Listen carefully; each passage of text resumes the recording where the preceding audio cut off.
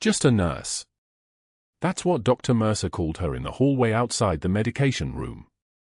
Just a quiet nurse with decent charting and zero initiative, the kind who'd spent 30 years at Cedar Creek Medical pushing pills and taking orders, never advancing, never threatening, never asking questions. He didn't know that the trembling wasn't fear. It was restraint. He didn't know that the hands folding medications with surgical precision had held 3 soldiers alive through a Taliban ambush in Sanjan Valley, Helmand Province. He didn't know that the woman keeping her eyes down and her mouth shut was a decorated Special Forces captain on an active surveillance mission inside his own hospital. The truth was about to walk through those ER doors and change everything. Cedar Creek Medical sprawled across 40 acres of Atlanta real estate, all glass and steel and the hum of machinery that never stopped. The building rose 14 stories, a monument to medicine and money in equal measure, and the fluorescent lights in the VIP ward cast everything in a surgical white that made her eyes ache. Danielle Ross had been walking these corridors for 6 weeks now, moving with the careful invisibility of someone trained in the art of disappearing. Her scrubs were navy blue, standard issue, unmarked except for the name badge that listed her title as RN and her credentials as current, which was true enough. What the badge didn't mention was her actual credential: 12 years with Special Forces, 3 tours in the Hindu Kush, a silver star folded in a shadow box in her apartment in Stone Mountain. The boots on her feet were military issue, broken in and scuffed, covered by white nursing clogs that squeaked slightly on the polished tile floor. She arrived at 0600, before the day shift truly began, when the hospital was still moving in that strange half-light of the overnight crew wrapping up. The medication room smelled like organized chaos, plastic bottles and sterile alcohol wipes and the faint chemical ghost of whatever they used to disinfect the counters. She logged into the system using the credentials they'd given her, pulling up the medication orders for the VIP ward, checking names and doses with the kind of focus that made her invisible. That was the trick with being underestimated. People expected you to move carelessly when they thought you didn't matter. She moved with the precision of someone who'd breached doors in Kandahar, every motion economical, every action purposeful. The medications were organized by patient, by room, by time, and she moved through them like she'd memorized the layout before she ever set foot in Cedar Creek. Because she had. The Pentagon didn't send someone into deep cover without preparation. Room for 12 was Colonel James Harding. She didn't let her jaw tighten when she read the name. Professionalism was a discipline like any other. Harding had been her son David's commanding officer during his first deployment, the man who'd called her the day David took shrapnel in his right shoulder and couldn't fire his weapon anymore. The man who'd held David's hand and told him he'd make it home, and he had, though something had come home changed. Danielle had volunteered for this assignment the day she heard Harding was admitted to Cedar Creek's cardiac unit with complications from his deployment-related hypertension. The Pentagon wanted eyes inside. They wanted to know if the treatment he was receiving was legitimate or if someone was taking advantage of a decorated officer's recovery. She wanted to know why her son's voice sounded different when he talked about his CO. She wanted to understand the chain of trust and where it had broken. The morning progressed in the controlled rhythm of hospital work. She pushed medications, checked vitals, listened to the endless beeping of monitors that created a kind of white noise you either adapted to or went insane. By 0730, the day shift was arriving, nurses in 1s and 2s, doctors trailing behind them like sharks drawn by the scent of blood and billing opportunities. She was in the break room when she heard his voice, the distinctive cadence of someone accustomed to absolute authority. Dr. Harrison Mercer. He had a way of speaking that made people listen, a resonance that came from old money and older confidence. She'd spent a week researching him before she'd ever entered Cedar Creek. Mercer came from New England wealth, his family tied to pharmaceutical companies and hospital boards, his education purchased rather than earned, though his credentials were technically legitimate. He'd been at Cedar Creek for 9 years, and in that time he'd built a private practice that billed the hospital nearly $2 million annually. He had the kind of power that came from knowing all the right people and having spent sufficient time making sure they owed him favors. Danielle opened her shift work on the break room table, patient charts, medication logs, the documentation that formed the spine of every hospital's operation. She reviewed Colonel Harding's file with the focus of someone reading intelligence briefs, looking for the things that didn't add up. There. A CT scan billed to his account on a day she knew he'd been resting post-surgery, no imaging ordered or performed. There again. A surgical consultation with a cardiologist in a field where Harding had no known cardiac issues, the appointment flagged as completed though Danielle had been present when Mercer had simply handed Harding a script and never brought in the specialist. Phantom procedures. Inflated charges. The kind of billing fraud that suggested someone was systematically extracting money from the hospital's system while relying on Harding's veteran status and gratitude to prevent scrutiny. She photographed the documents with the small pen camera, careful movements, nothing rushed. She'd been trained to notice what people expected and then do something else entirely. Her hand trembled slightly as she finished. The tremor came from the IED in Loga province, the blast that had fractured her left radius in 3 places and left her with residual nerve damage. It was minimal now, a thing that appeared only under stress or exhaustion, and she caught herself before it could spread to her voice or face. She made a fist, held it for 3 seconds, released. The tremor subsided. Control. Everything was control. Her phone buzzed in her locker at 08:45. She was retrieving her water bottle when she heard it, that soft electronic chirp that meant someone was trying to reach her. She opened the locker, small, institutional, shared with 2 other nurses on rotating shifts, and her fingers found the folded flag first. Sergeant First Class Marcus Chen. KIA, Sanjin Valley, Helmand Province, 2019.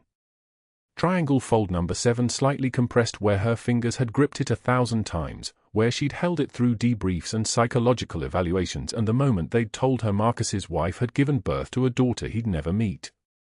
She picked up her phone instead. David's voice came through the speaker, her 12-year-old son calling from his grandmother's house in Stone Mountain while Danielle was supposed to be working 12-hour shifts at a hospital downtown, building her cover, establishing routine, becoming the kind of person no one would ever suspect of being anything other than what she appeared. Mom. His voice had that quality it got when he was uncertain. When he was wondering if she was okay.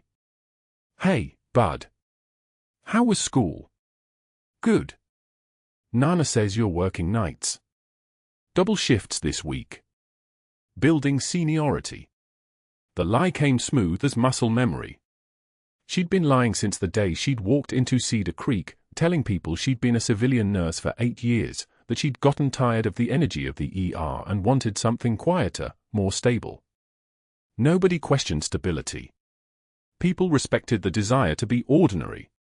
I miss you. Her hand gripped the phone harder. I miss you too. I'll be home Friday. We can get pizza. The kind with pepperoni. The kind with pepperoni.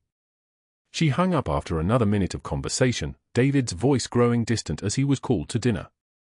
She stood there in front of her locker, hand still raised, and allowed herself exactly 5 seconds of tremor. 5 seconds of the thing she pushed down the other 6,355 seconds of each day. Then she closed her locker and went back to work. Colonel Harding's room was at the end of the VIP corridor, the one with the private entrance and the view of the city skyline and the daily rate that would have paid Danielle's rent for 2 months. He was awake when she entered, morning light cutting across his shoulders through the window, his right arm immobilized in a sling while his cardiac system recovered from the kind of stress that came from years of command and deployment and the knowledge that decisions you made in the field would echo forward into the lives of men like David Ross. She checked his vitals with professional efficiency, blood pressure 148/89, elevated but manageable, heart rate 72 and steady, O2 sat 97% on room air. Captain Ross. His voice carried that weight of recognition. You served. She didn't ask how he knew. Officers at his level had access to personnel files, and her real employment record would show up if anyone thought to check.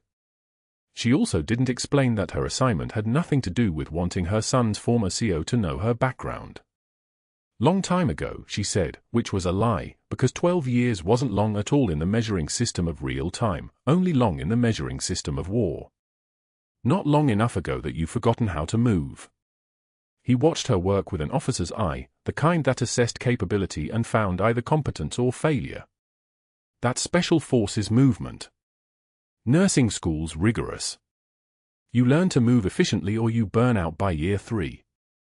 Nursing school doesn't teach you to breathe like you've been shot at. He shifted slightly, wincing at the movement. But if you'd rather not talk about it, I understand. She adjusted the forestand, checking the saline flow, saying nothing because sometimes the most powerful thing you could do was refuse to fill the silence. She would not confirm her assignment. She would not explain the Pentagon's interest in his care. She would not tell him that his commanding officer in Kandahar, the man who'd made the calls that sent her son into the field, was currently being billed for procedures he'd never received. The physical therapist comes by at 10, she said instead, giving him information, which was her job. You should eat before then. I'll bring breakfast. The kitchen here serves food designed by people who've never tasted it. But he smiled slightly, the smile of a career military officer who understood the discipline of taking what you were given and moving forward. Danielle left his room and moved back into the corridor, and that's when she first saw Dr. Mercer properly, not in passing but in the frozen moment of a room going quiet. He stood near the nurse's station, his Armani suit cutting through the hospital environment like a knife, his cologne preceding him like a weapon.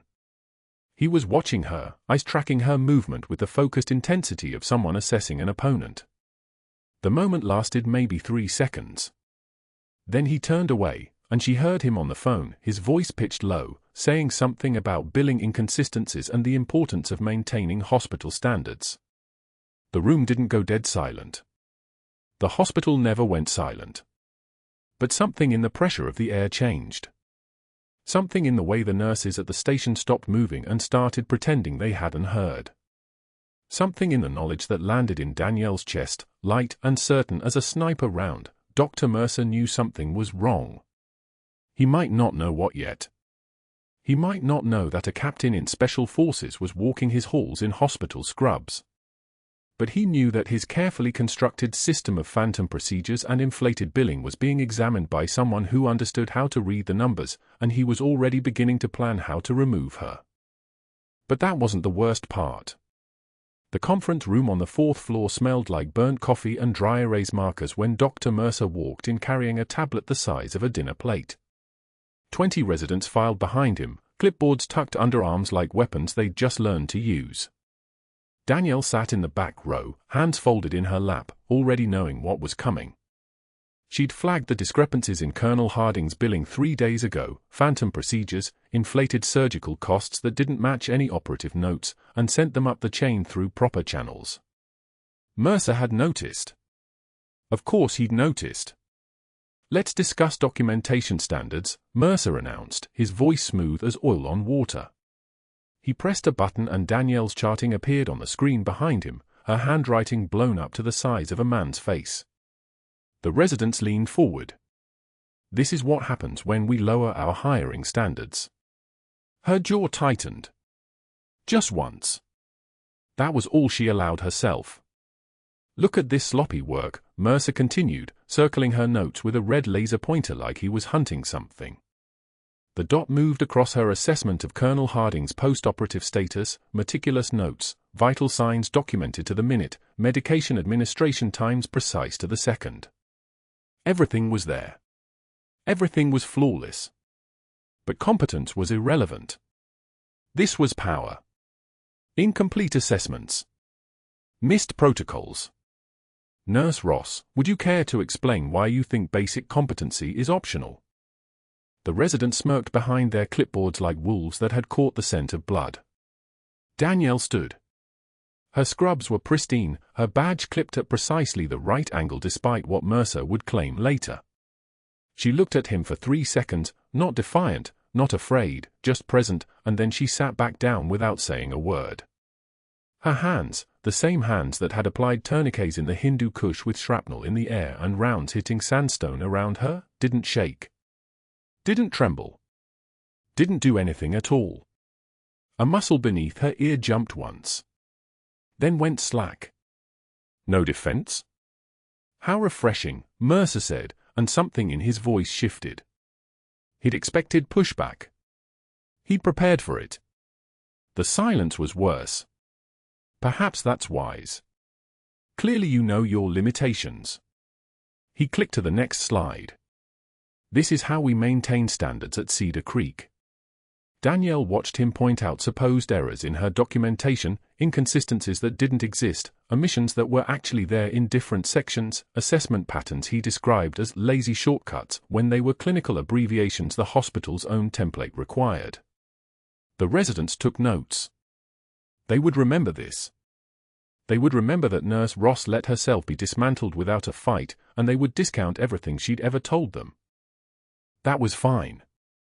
That was the job. The grand rounds ended at 11:40.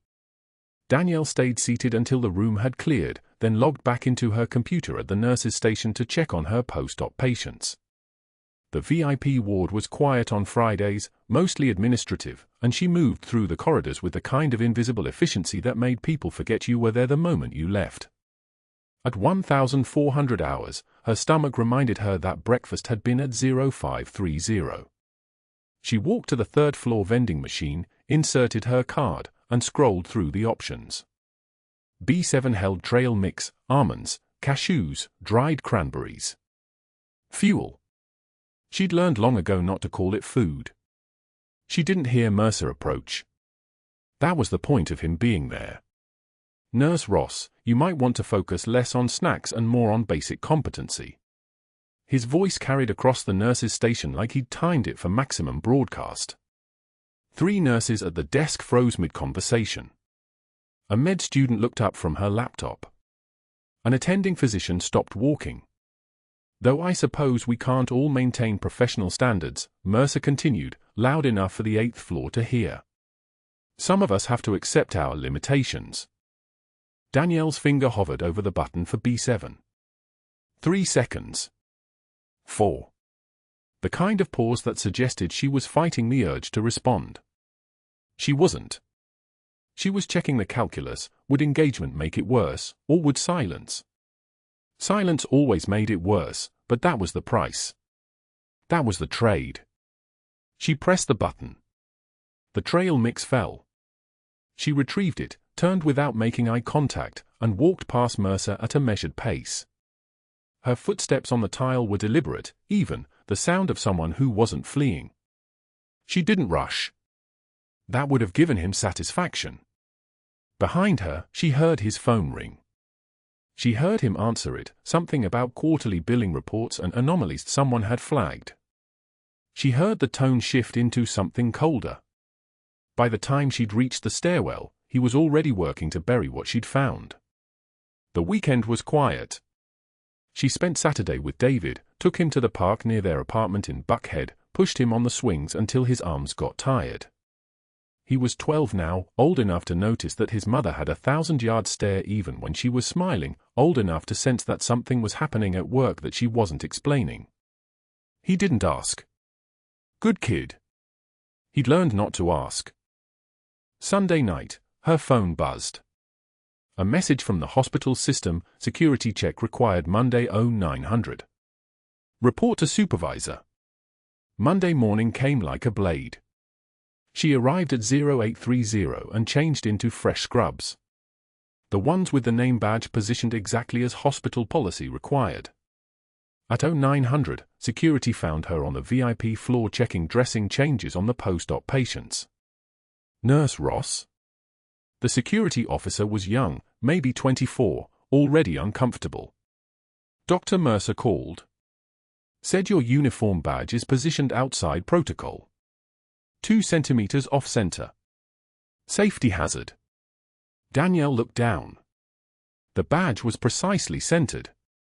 She knew because she'd checked it 3 times before leaving her locker. I understand, she said quietly. I'll head down with you. The walk through the main lobby took 4 minutes. Long enough for the Tuesday morning shift to see her escorted by security like she was a problem that needed removal. Long enough for patients and families to glance up from their coffee and their phones and wonder what she'd done. Long enough for the narrative to shift before she'd even reached the ground floor. By Wednesday, it happened again. This time the violation was access to a restricted area, except she'd been in Colonel Harding's room checking his post-op dressings, which was literally her assignment, her name logged in the system at 1423. Mercer had called security claiming she was in the pharmaceutical storage section without authorization. Another walk. Another public removal. But that wasn't the worst part. That Friday at 1400, Danielle clocked out early. The charge nurse had received a report about her affecting team morale and suggested she take the rest of the day to reflect. The words were diplomatic. The meaning was clear. She was being pushed out. She drove home through Atlanta traffic on I-75, hand steady on the wheel, and unlocked her apartment at 1417. The folded flag from her fallen teammate was still in her locker at the hospital. She'd need to retrieve it. That was priority. David was home, early dismissal day at his school, something she'd forgotten. He found her at the kitchen table 10 minutes later, still in scrubs, shoulders doing something she couldn't control anymore. The shaking wasn't from the humiliation. The shaking was from what came after humiliation. The shaking was restraint finally reaching its limit. Mom. His voice was small. Confused. Why aren't you at work? She wiped her eyes fast, too fast, already recovering, already building the walls back up. Just a shortened shift, buddy. I'll explain everything soon, I promise. He didn't believe her. But he was 12, and he knew that some questions ended conversations instead of starting them. That night, she sat at the kitchen table after David was asleep and opened her secure laptop. She accessed the encrypted message board she hadn't touched in 8 months. Posted a single line, extraction protocol. Cedar Creek. VIP patient compromised. Within 18 minutes, her encrypted phone rang. A voice she recognized from the Hindu Kush, from 3 tours, from the place where half her team had learned how to die so the other half could learn how to survive. Status, the voice said. No names. No preamble. That was protocol. VIP patient is Colonel James Harding, Danielle said quietly. Billing discrepancies indicate active threat. I flagged them. Antagonist is moving to eliminate my presence on site. I'm going dark until cleared. The voice paused. Just long enough for Danielle to hear rain starting against the windows, hammering down like applause for something that hadn't happened yet. Extract and hold. New directive incoming. 36 hours. The line went dead. Danielle sat in the darkness of her kitchen, rain drumming against the glass, and waited. That was when she heard the sirens, distant at first, then closer. Then screaming. Then a code alert that came through on her personal hospital app at 16:20 on a Monday afternoon that would change everything. The ER doors exploded inward at 1,620 hours with a crash that echoed through 3 corridors and set off the silent alarm in the security office. A man stormed through, 250 pounds of coiled muscle wrapped in blood-stained cloth, his forearms a map of Taliban command tattoos rendered in black ink and scar tissue. A handgun hung visible in his waistband, catching the fluorescent light like a promise of violence. He screamed in Pashto, words that turned the air sharp and hostile, and the ER fractured into chaos in less than 3 seconds. A trauma surgeon dove behind the triage desk with a strangled yell. 2 residents scrambled toward the pharmacy. Patients who'd been sitting in the waiting area stampeded toward the emergency exits like a herd scattering from a predator, their gurneys and wheelchairs abandoned in splintered angles across the tile. One man left a shoe. Another left blood on the door handle. The chaos moved with the terrible efficiency of fear, nobody brave, everybody smart. The security guards retreated to the administrative hallway, their hands already reaching for their radios. One of them keyed the dispatch, armed male, approximately 6'2", 250, weapon visible, screaming in foreign language, send SWAT immediately, we're evacuating to secondary positions. His voice wavered between professional and terrified. The ER, which moments before had been a controlled universe of monitors and protocols, became a war zone in the span of a heartbeat. 3 floors up, Danielle Ross heard the alarm through the ceiling. Not the fire alarm. The silent one. The one that meant active threat. Her hand stilled over the medication cart she'd been restocking on the 4th floor VIP ward. Around her, nurses froze in place, faces turning toward the sound they hadn't heard but felt in their bones, that electromagnetic pulse of institutional panic traveling up through the building's infrastructure. She didn't think.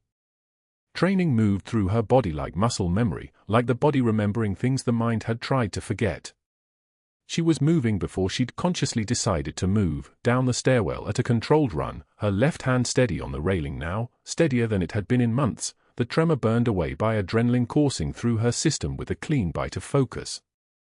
The fold of the flag in her locker upstairs, the weight of 18 months of undercover work, her son David asking why Mom came home at 2 p.m. on a Friday, all of it crystallized into a single crystalline purpose. She entered the ER at 16:23 to find it abandoned except for the man. He was on his knees now, breathing in shallow gasps that pulled his torso into sharp, asymmetrical movements. The handgun lay on the tile 3 feet from his right hand, forgotten or discarded in a moment of clarity. His skin had taken on the blue-gray pallor of profound hypoxia, his lips the color of spoiled meat. Through the exterior windows, red laser dots danced across the walls like demonic fireflies. SWAT was assembling. Their leader was checking his entry vector. They had maybe 90 seconds before the tactical team breached, and when they did, this man would either be cuffed or dead.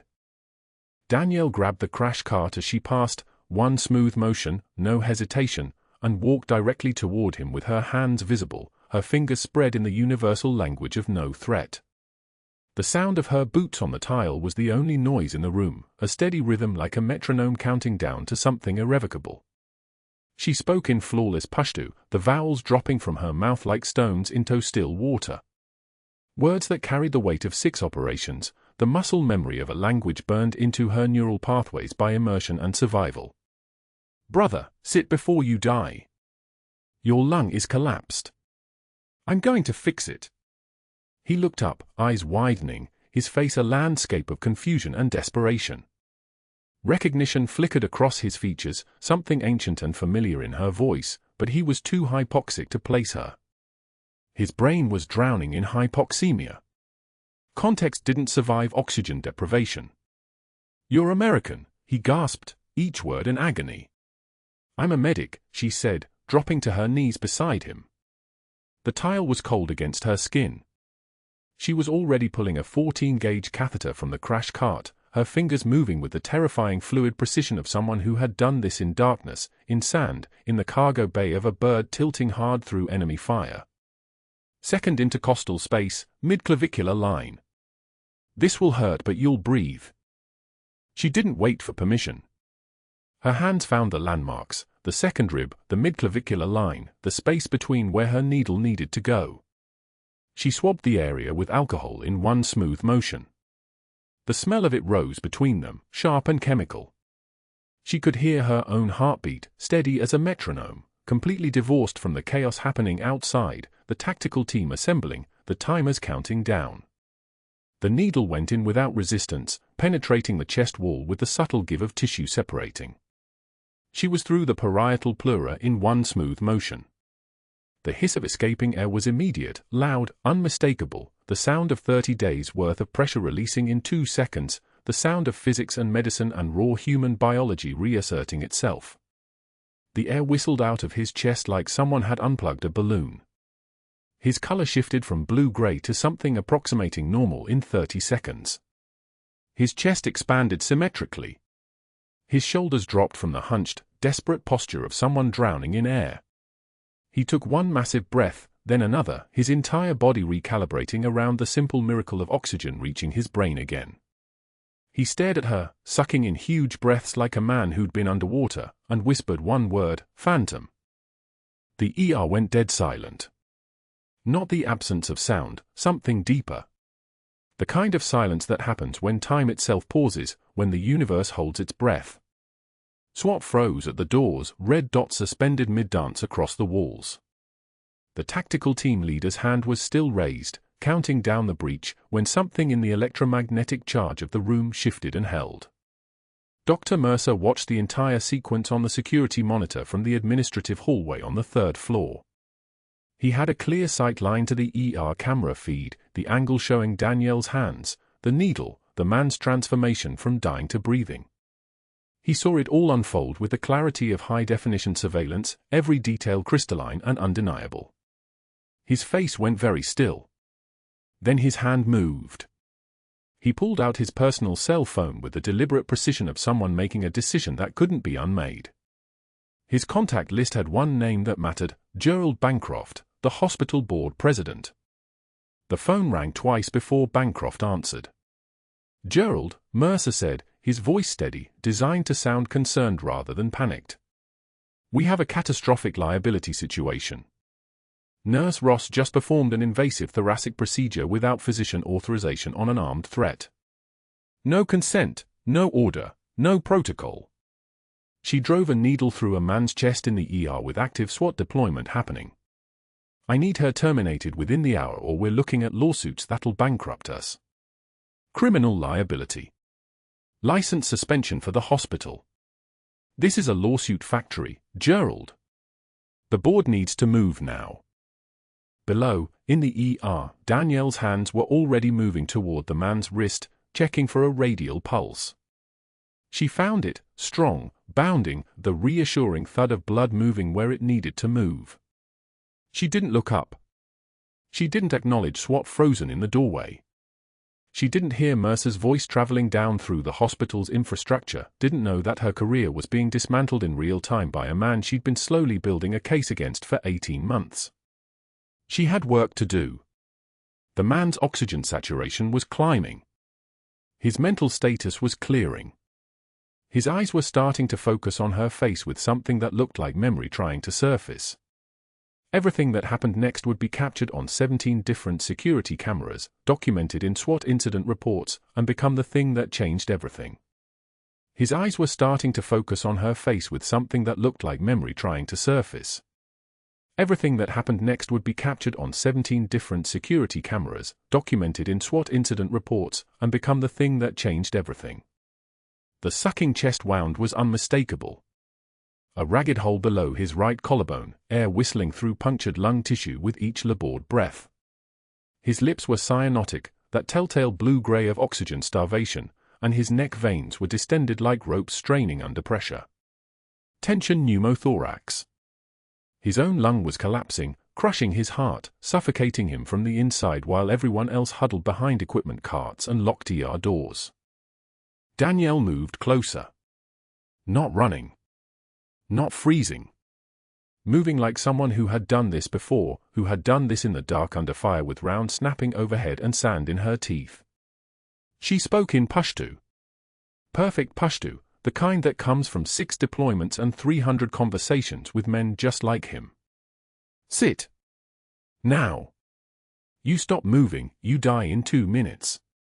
Maybe 3. The fighter's eyes locked onto hers.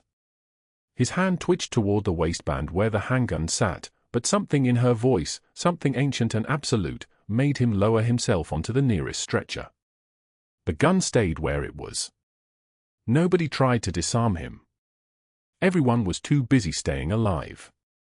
Second intercostal space, she said, more to herself than anyone listening. Her hands moved on their own, muscle memory taking over. She grabbed a 14-gauge angiocath needle from the crash cart, didn't hesitate, didn't second-guess. The needle went in perpendicular to his chest wall, through skin and intercostal membrane, sliding between his ribs with a precision that looked almost casual. Her thumb on the plunger. One practice motion. The hiss of air escaping was like opening a pressure valve on a tank. Immediate. Unmistakable. The sound of survival. His oxygen saturation was 68 when she started. The monitor climbed. 71, 74. 79, his color returned from that death gray to something almost human. His breathing deepened. The panic in his eyes softened into something else, something that looked like recognition trying to break through the fog of hypoxia and shock. "Phantom." He whispered it in Pashto, his voice cracking. "Your phantom." The ER went dead silent. The kind of silence that comes from 17 people holding their breath at the exact same moment. The kind of silence where you can hear fluorescent lights humming and rain hammering the ER doors and your own heartbeat in your ears. The militia fighter kept his eyes on hers. Kandahar. 2019, you pulled us from the Hilux. The burning Hilux. There were 4 of us and we were going to die and you— He stopped, gasping for air that was finally coming into his lungs. You were like a ghost. They called you Phantom and I didn't believe it was real until right now. Police arrived at 1635 with SWAT units still staging outside. The fighter was handcuffed to the gurney with practiced efficiency, 2 officers, 1 on each side, weapons holstered but visible. Danielle stepped back. She had already done what needed doing. The rest was paperwork and procedure. But the fighter kept talking. Even cuffed, even with police reading him rights, he wasn't resisting. He kept repeating her call sign like it was the only true thing in a room full of lies. Phantom saved my life in Kandahar. She pulled 4 of us from an ambush. American Special Forces. We were pinned in a narrow valley near Sanjin and she came down on fast rope from a Black Hawk and she didn't even hesitate, just started pulling us into the bird one at a time while rounds were hitting the fuselage and he stopped, realizing what he was admitting, that he'd just confessed to military involvement, to being part of something that had left scars he'd carried for 5 years. I owe her my life. Before I became this. Before everything went wrong. She saved my life. A Marine Corps officer in dress blues emerged from the police presence, Captain Torres, his name tag catching the harsh ER lighting. His eyes went from the fighter to Danielle and back again, and something clicked behind his eyes. He pulled out his phone, made a call that lasted exactly 42 seconds, then approached the security guards who had materialized around Danielle like she was about to explode. Is your name Captain Danielle Ross? She didn't answer. Her face was blank. Her hands were steady. She didn't look at the fighter, didn't look at Torres, didn't look at the chaos unfolding across the ER as nurses began treating the other patients who'd been abandoned in the panic. She looked at nothing. She looked like a soldier waiting for orders. By 1645, Dr. Mercer had activated every contact in his network. The board president was drafting termination papers in his office on the 4th floor. The chief of staff was en route from a golf course in Buckhead. Mercer was on the phone with someone at Joint Base Langley Eustis, claiming Danielle had misrepresented her credentials, claiming she was a danger, claiming that her military service, if it even existed, didn't give her the right to practice medicine without a license and without proper oversight and without clearing every single decision through hospital administration first. He was still talking when Colonel James Harding heard the commotion from his recovery room 2 floors up. The colonel heard his name mentioned in the chaos. He heard the word Phantom echoing through the intercom system because someone had left a radio on in the hallway.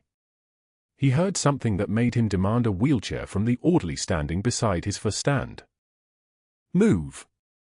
Now. I don't care about the protocols. They wheeled him down. Colonel Harding in a hospital gown with gauze still taped to his side, his face pale but his jaw set like granite, his hands gripping the wheelchair arms hard enough to turn his knuckles white. They brought him to the HR corridor where security was escorting Danielle toward the administrative offices like she was a criminal instead of the woman who'd just saved a dying man's life in front of 17 witnesses. Captain Ross. His voice cut through the hallway like a blade. What the hell is happening? Dr. Mercer intercepted him before Danielle could respond. Colonel, this woman endangered everyone in this facility with reckless vigilante behavior. She's being terminated immediately. She's not a real nurse. She's the operator who saved my life in Gardez, Harding said quietly. I never saw her face, medevac was at night, I was half conscious from blood loss, but I'd know that call sign anywhere. Phantom. That's the woman who kept me alive for 38 minutes before we got to the surgical tent.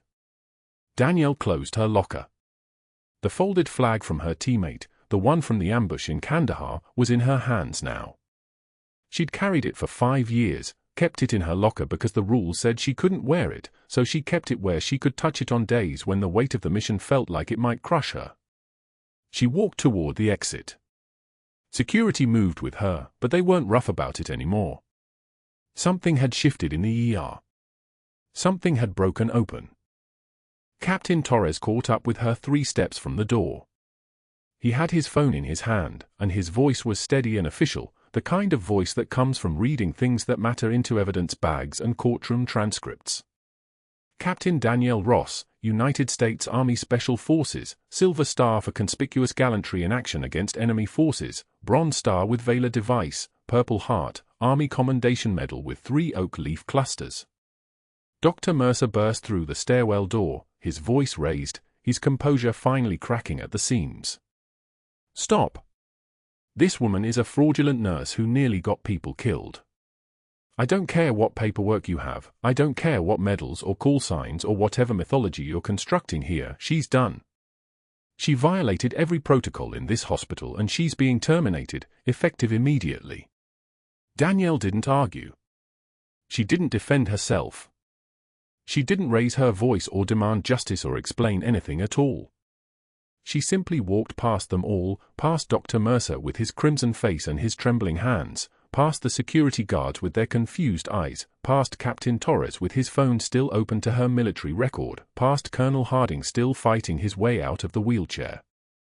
She walked toward the exit with a folded flag under her arm and her scrub still damp from the fighter's blood, and everything about her had changed. The way she moved was different now. The way she carried herself was different. The deferential nurse who'd been accepting insults and false accusations for 3 weeks had been replaced by something else entirely. Something that had been there the whole time, just waiting underneath. And then the ER doors burst open. Dr. Mercer's face went white. Not pale, white, the color of a man watching his entire existence fold into origami. He backed toward the door, his hands up like he could physically push away what was happening. "This is absurd," he said, and his voice cracked on the second word. "I'm the chief of medicine. You can't just—" He didn't finish. He turned and walked fast toward his office, his shoes clicking against the tile in a rhythm that sounded like a countdown. The man moved with the desperate fluidity of someone who'd finally realized the ground beneath him had turned to water. He didn't know. That was the critical failure in his entire architecture of control. He didn't know that Jack Ramirez, the IT director, Navy veteran, served for years on the USS Ronald Reagan as a communications specialist, had been watching the security feeds for 3 weeks. Danielle had asked him quietly one afternoon while he fixed her computer. Not a request. A conversation. "I need you to look at something." Jack had looked. And then he'd kept looking. At 1,720 hours, as Dr. Mercer reached his office and logged into his computer with trembling fingers, Jack was already in the server room. The server room smelled like electronics and certainty, that particular ozone scent that comes from machines processing truth at the speed of light. He was copying everything. 18 months of deleted security footage. Mercer altering patient charts after 2,100 hours when the cameras ran on loopback. Mercer in the parking garage at 0630 accepting manila envelopes from pharmaceutical representatives, the kind with weight to them, the kind that didn't contain samples. Mercer's car in the auxiliary lot, the interior light on, a woman in a tailored suit handing him something that caught the light like it was made of numbers. Mercer started deleting. His fingers flew. The man had clearly decided that if he couldn't control the narrative, he could at least burn the archive. Billing records vanished. Email chains to outside consultants. The security footage from today, from the ER, from the moment Danielle walked toward the man with the gun, from the moment she spoke Pashto like it was her native language. He was clicking through his trash folder, permanently deleting, his breathing loud enough to hear if anyone had been standing outside his office door. Jack's screen showed every deletion in real time. It was like watching someone erase their own shadow and believe that made them invisible. Jack's hands moved across his keyboard with the same precision Danielle had used with the needle. 3 simultaneous uploads. FBI Atlanta Field Office. State Medical Board of Georgia. General Vance's secure military email address. The kind of email that doesn't sit in any civilian server. By the time the confirmation messages came back, the files were already beyond Mercer's reach. They were in the hands of people who understood that corruption in veteran healthcare wasn't a civil matter. It was a national security matter. By 17:35 hours, federal agents were entering the building through the main entrance. 2 men in dark windbreakers with FBI stenciled across the chest. One woman with the bearing of someone who'd seen every version of this crime before. They moved through the corridors with the casual authority of people who didn't need permission to go anywhere. By 17:40 hours, Mercer was in his car, pulling out of the parking garage when 2 black SUVs blocked his exit. The sound, God, the sound, was like a door slamming on something alive. He stopped. His hands were on the steering wheel. He didn't reach for anything else. In the conference room on the 4th floor, the board president sat across from General Vance, the hospital's legal counsel, and the commander of the Georgia Army National Guard. The conference table was made of actual walnut, the kind that costs money just to look at. Jack connected his laptop to the screen. The image came up clean and forensic. Dr. Mercer, timestamped 1703 hours, his hands on the keyboard, files being deleted. Another image, Mercer in the parking garage, the envelope sliding across the roof of his car like a bribe in a 1970s crime film, except this was real and it was happening in 4K resolution. Another, billing records showing phantom procedures, operations that never happened on patients who were discharged 3 days before the surgery was allegedly performed. Inflated costs on the VIP ward. Kickback agreements with medical device companies written in language designed to obscure, to obfuscate, to separate the money from the sin. He tried to delete everything, Jack said, and his voice was steady as a surgical laser. I saved every frame, including footage of him deliberately contaminating evidence and falsifying disciplinary reports against Captain Ross. Jack pulled up another file. There it was, Mercer in his office at 1645 hours, typing Danielle's name into a new disciplinary document. The timestamp showed he was creating it hours after the incident in the ER. Creating fiction. Retroactively inventing violations that never happened so he could build a paper trail that looked legitimate. The state medical board representative, a woman named Dr. Chen who'd arrived within the hour, set her pen down. She looked like someone who'd spent 15 years learning to recognize lies that wore white coats. Dr. Mercer's medical license is suspended effective immediately, she said. Not a recommendation. A statement of fact. Pending full investigation for fraud, falsification of medical records, and obstruction of justice. Outside, in the back of an FBI vehicle with the door still open, Dr. Mercer sat in handcuffs. The metal bit into his wrists, actual pressure, actual consequence. Through the window, he watched. He watched Danielle walk back into the hospital in her scrubs, the ones that had been waiting in her locker for this exact moment, and General Vance walked beside her with his hand on her shoulder. The hand of a man who'd just understood that he'd been standing next to a legend the entire time, and she'd been moving through the world quietly, healing people, while he made decisions in air-conditioned offices 1,700 miles away. That was the last time anyone called her just a nurse. 6 months later, the auditorium at Cedar Creek Medical was standing room only. The walls were painted a shade of blue that matched the sky on clear days, the kind of color that made you think about outdoor air. Danielle stood in dress uniform. Full dress blues. The kind of uniform you wear when something matters enough to be formal about it. The jacket was fitted at the waist, the medals on her chest arranged in ascending order of significance, bronze star with Valor. Silver star. 2 purple hearts arranged side by side like matching scars.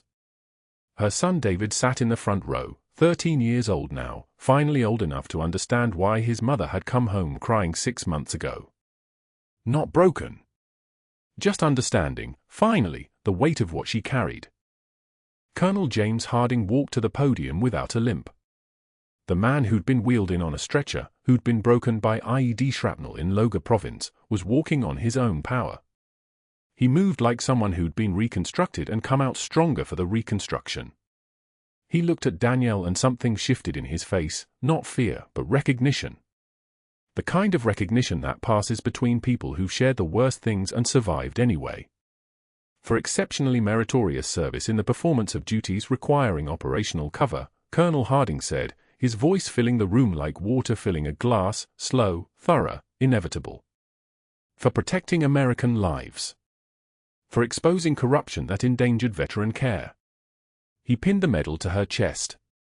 The Meritorious Service Medal. The weight of it was real, was tangible, was everything she'd earned in the dark. Behind them on the wall, mounted in a shadow box with museum-quality lighting, was the folded flag. The one from SSG Marcus Chen's last deployment. The one Danielle had carried in a locker, had looked at 0300 hours when sleep wouldn't come, had promised silently that his death would mean something. That the corruption that ate at the VA system, that fed on veteran vulnerabilities, would be exposed. Would be stopped. That his sacrifice would matter. The audience stood. Hospital staff. Military personnel. Patients. The militia fighter, still in custody but permitted to watch from a separate section, nodded once across the distance. Jack Ramirez saluted from the back row, the kind of salute that says, "I see you, I recognize what you carried, and I was honored to help." Dr. Mercer was not present. Dr. Mercer was 3 states away in a community college gymnasium teaching CPR to board insurance adjusters and pharmacy technicians for $15 an hour. His medical license was suspended indefinitely. He was under federal indictment for healthcare fraud, conspiracy, obstruction of justice. The kind of indictment that didn't resolve quietly. The kind that made newspapers. The kind that ended things. The final scene played out in the corridors of Cedar Creek Medical, where everything had started. Danielle walked the halls in scrubs. Regular scrubs. But if you looked carefully, beneath the neckline, there was a chain. And on that chain, barely visible, were captain's bars. Not hidden anymore. Not apologized for. Just worn like they'd always belonged there. She passed the ICU room where the militia fighter lay handcuffed to his bed, recovering well, cooperating with prosecutors about the network that had funded his group. He saw her through the window. Their eyes met. He nodded once, the kind of nod that transcends language, that says, "I understand the code." She nodded back. Respect between former enemies. At the nurse's station, a new resident, 24 years old, still believing that medicine was a science rather than a practice, asked her for help with a chart. "How do you make documentation this meticulous?" he asked. "It seems impossible." She taught him. Showed him the same detailed charting that had first exposed Mercer's fraud. Showed him how precision saved lives in ways that surgery never could. "Every note is evidence," she said quietly. "Every entry is a promise to the patient that you saw them. Really saw them." As she walked away, her voice carried down the corridor in a way that made people stop and listen. Power is not a title. Power is the ability to help. The camera held on her back. The American flag patch on her scrubs. The way she moved through the world now with something settled, something at rest. Her left hand, the one that had trembled with restraint for 6 months, was steady. The tremor was gone. The waiting was over. She was finally home. If this story resonates with you, if you believe in the quiet ones, the ones who carry the heaviest loads in silence, subscribe to this channel. Like this video. Comment below with a time you were underestimated by someone who didn't know your story. Because I guarantee you, there's a Danielle Ross somewhere in your life. Maybe you're standing next to one right now. Maybe you're one yourself.